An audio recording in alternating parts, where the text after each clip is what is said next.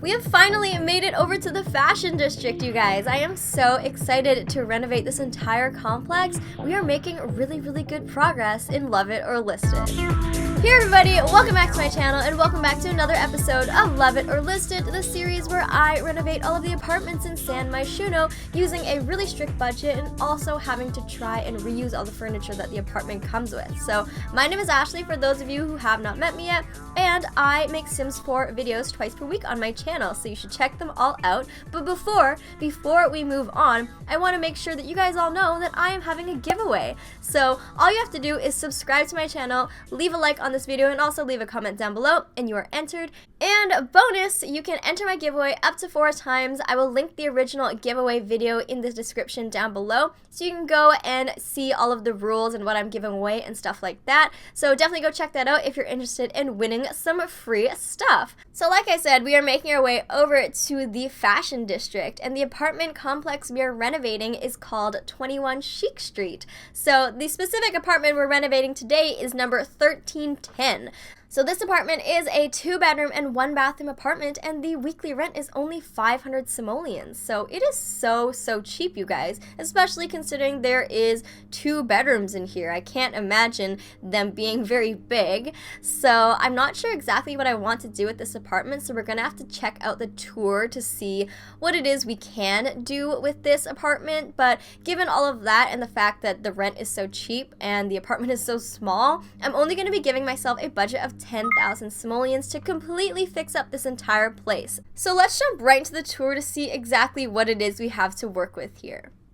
Okay, so as soon as you walk in, I see this is kind of, I guess, the living area. And there really isn't much to this space. It's just a couch and a TV. And it's really cramped and tiny. So pretty much right behind this living area is the kitchen, and the kitchen is also super small. I'm guessing this is just the main space. There really isn't much space to even walk around or do anything here. It's really cramped. At least the kitchen furniture is quite nice. I really like those cabinets and countertops, so at least those are nice. But let's check out the kind of bedroom situation. So this is the master bedroom, I guess. It's a pretty good size. I like how it's really bright and open because of the windows here, and also the furniture isn't that bad. But the bedroom area is honestly bigger than the whole living and kitchen area. It's kind of not proportional that way, because the living and kitchen area is so cramped, and then this bedroom is kind of really open. So what I see here is they kind of sacrifice a lot of the living area space in order to make this bedroom a good size. So let's move on to the next bedroom. I guess this is a kid's bedroom. I guess this is a pretty decent sized bedroom for a kid, but it is also kind of not that big either. So not my favorite bedroom in the world. Kind of an odd shape. It's really hard to work with this type of space when you're trying to make a bedroom because it's such an oddly shaped bedroom. Okay, let's make our way over to the bathroom. I actually really like this bathroom. This bathroom is super cute. I like how bright it is. I like the appliances. I like that rug. This is actually the first time that I've actually liked a bathroom, I think. I really wouldn't change much about this. For the bathroom as it is, it's honestly not bad. Alright guys, so this apartment is super tiny, but they managed to squeeze 2 bedrooms in here, and I think what they did is they had to sacrifice a lot of the kitchen and living area in order to accommodate having 2 bedrooms. So in my opinion, I don't really like that. I don't think that any of the rooms are decent. They ended up having a below average kitchen, a below average living room, a below average kids bedroom, and then maybe a decent master bedroom. So what I think I'm actually going to do here, and this is the first time I've done this on this series, is I'm going to actually take away one of the bedrooms so I can actually make the rest of the house a little bit more livable and a little bit nicer. So I'm going to take away that kids bedroom and just make this into a 1-bedroom, 1-bathroom home, and kind of make it into a studio, because that way I can at least have a really nice living room and a really nice kitchen and then a really decently sized master bedroom, instead of trying to have a kind of below average everything, if you guys know what I mean. So I think given that and the fact that our budget is really small, I think that we'll definitely be able to rework the place and make it really nice. But fingers crossed, you guys. Let's jump right into the renovation and see how we do. Alright, you guys, so this renovation was a little bit different because, like I said, I was actually taking away one of the bedrooms. So usually I try and revamp the place and make it able to accommodate more people, or at least keep it the same. But usually I'm adding bedrooms or adding bathrooms, but in this case I was actually taking away a bedroom. So you guys have to let me know if you understand where I was coming from here. I just thought that if you're gonna add more features to a house, you can't be sacrificing other areas of the house. So I definitely thought that them trying to accommodate that kid's bedroom in there was definitely sacrificing the living in the kitchen area. And those are two areas that I never want to sacrifice.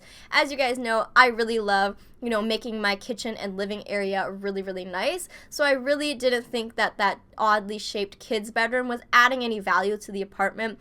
And it was actually just making things a lot more complicated. So as you see, I end up just making one really nice bedroom and then making the rest of the area really, really nice and really big, so that one sim couple could live here and live really comfortable in this kind of studio-like apartment. And I did kind of, gear this towards perhaps a little bit more of a girlier sim. So I know I've been doing that a lot lately, I'm sorry, but don't worry. Next week's apartment renovation will be kind of the opposite, if you know what I mean, without giving too much away. So the other thing that I did in this renovation that I've really been liking doing lately is putting curtains as a kind of wall divider. So I did this in my renovation 3 weeks ago. It was of 910 Medina, and I use curtains to section off a room, because when you have a studio, sometimes you don't want to put a wall, so you just kind of have these curtains that can pull across. I mean, they don't actually pull in the game, but like you can imagine in real life, you would just separate the room off with curtains. And I did that on my 910 Medina apartment renovation. And then on the gallery, that actually got a Max's favorite. So that was super, super exciting for me. I thought that idea was so cool, and I don't know, I just really liked how that apartment turned out. And then to have Max's favorite it on the gallery and then see it get thousands of downloads was so, so cool. And thank you to anybody who did enjoy that video or enjoy that renovation. And if you went and downloaded it on the gallery, thank you as well. So I used my idea from the last renovation and kind of implemented it in this renovation as well, because it seemed like a lot of you guys really enjoyed that. But speaking of the gallery, you guys, thank you to everybody who has been downloading my creations on the gallery. I didn't think I'd get so many downloads. I mean, I only have about, 25 things uploaded, and I have almost 20,000 downloads. So that's crazy. That's so crazy. So I hope you guys are enjoying these creations, because I do make them for you guys. If you watched my videos in the past, you do know that I don't tend to use my own builds, which is kind of weird, I think. But it seemed like some other people in the comments agreed with me that they don't use their own creations either. But yeah, I don't use my own creations. I just make them for you guys. So I really hope that you guys are enjoying them. And thank you if you are enjoying them. That makes me really happy. So I don't want to drag this intro on for too long, but don't forget to enter my giveaway. All you have to do is be subscribed to my channel, give this video a like, and leave a comment down below. I'll have more details in the description bar below. But if you want to enter again, don't forget to tune into next week's Love It or List It episode if you want to have another entry. So thank you guys so much for watching, and I hope you enjoyed this renovation. Okay, you guys, so I did promise you another Jen story, because I kind of left you hanging in my last video, and I've been meaning to tell another Jen story for a while now, but every time I sat down to record my voiceover, I always forgot.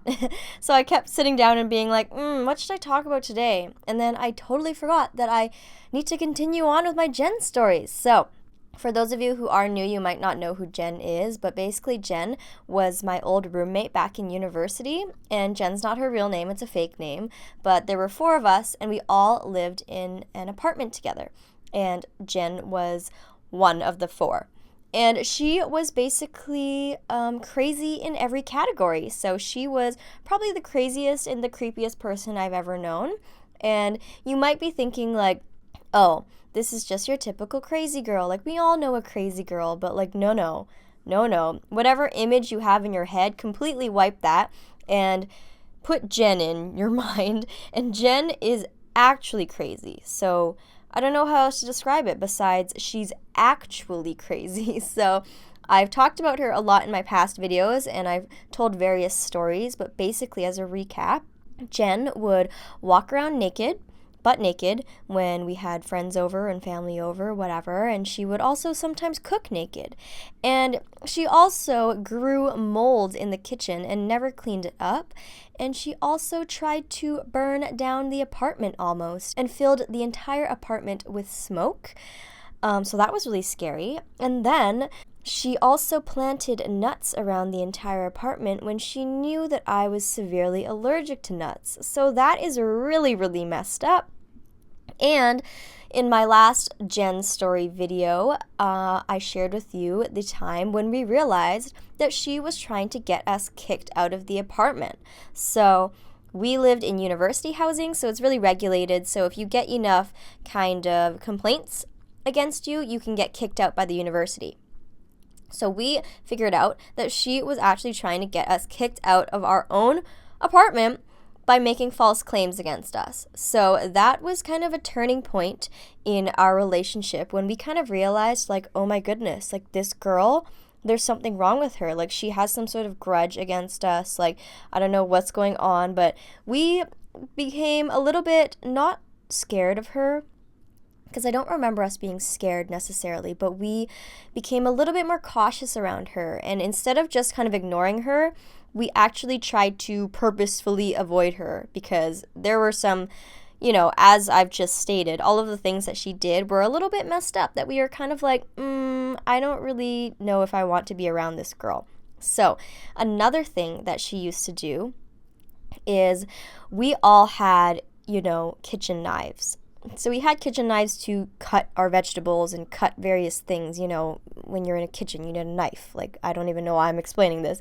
But because we were just college students, we didn't have enough money, and we also didn't need to purchase like a huge extravagant knife set like you do in your like family kitchen or something like that.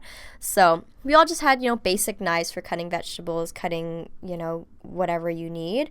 And Jen, instead of just using your average kitchen knife, she would use this massive, massive, massive butcher's knife to cut her things.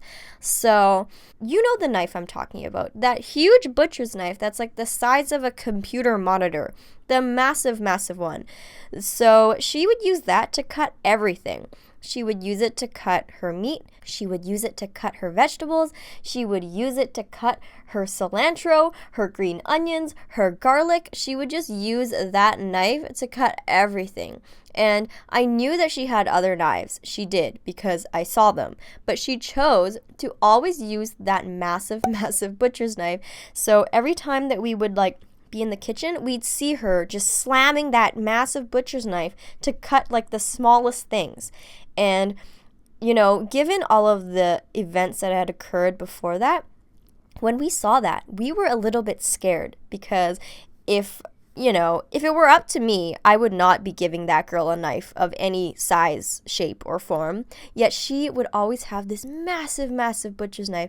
And the thing is, she would leave it out all the time. Like, the rest of us would put our knives in our drawers. She would leave her massive knife on the counter and on the dining room table, just out in the open, and wouldn't put it away, as if she was taunting us. I'm not joking. It was so kind of sketchy.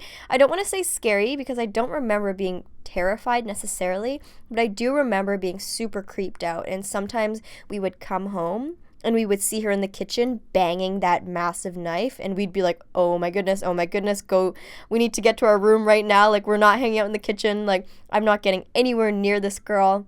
So given that, we definitely became a little bit more cautious around her, because she clearly had some weird motives, with trying to burn down the apartment and planting nuts around and then trying to get us kicked out. Like, she had some weird motives going on. So given that, and then we saw her, banging around a knife all the time, we just needed to avoid this girl. We didn't want to be in the same room as her ever. And things started getting a little bit creepy. And yeah, I don't know. Let me know what you guys think. Would you be creeped out if you were me in that situation, given all the other stories I've told you? Or do you think I was just being paranoid? Because me and my other friend felt the exact same way. We were definitely a little bit sketched out by this girl. So Jen, who we thought was just your typical crazy weirdo, actually ended up turning into a little bit of scary person, I want to say. So I hope you guys enjoyed that Jen's story today. As you can see though, I do make it out alive. I am still here today, so I am safe. I am safe right now. But I want you guys to let me know where you think this story is going and what do you think happens next, because you know, I've told you guys a lot of the story, and the story is going to come to an end eventually. But I want to know your thoughts on what you think the fate of the whole roommate situation is and what you think happens next. I'm really curious to see. Well, that concludes our renovation today of 1310 21 Chic Street. Thank you guys so much for watching. If you liked what you saw today, don't forget to give this video a thumbs up and leave a comment down below whether or not you would love or list this apartment. And if this is our first time meeting, don't forget to hit that subscribe button if you want to be friends or if you want to see more weekly Sims 4 Love It or List It renovation videos. I upload these videos once per week at the same time every week, so I will see you guys all next week. Bye everybody!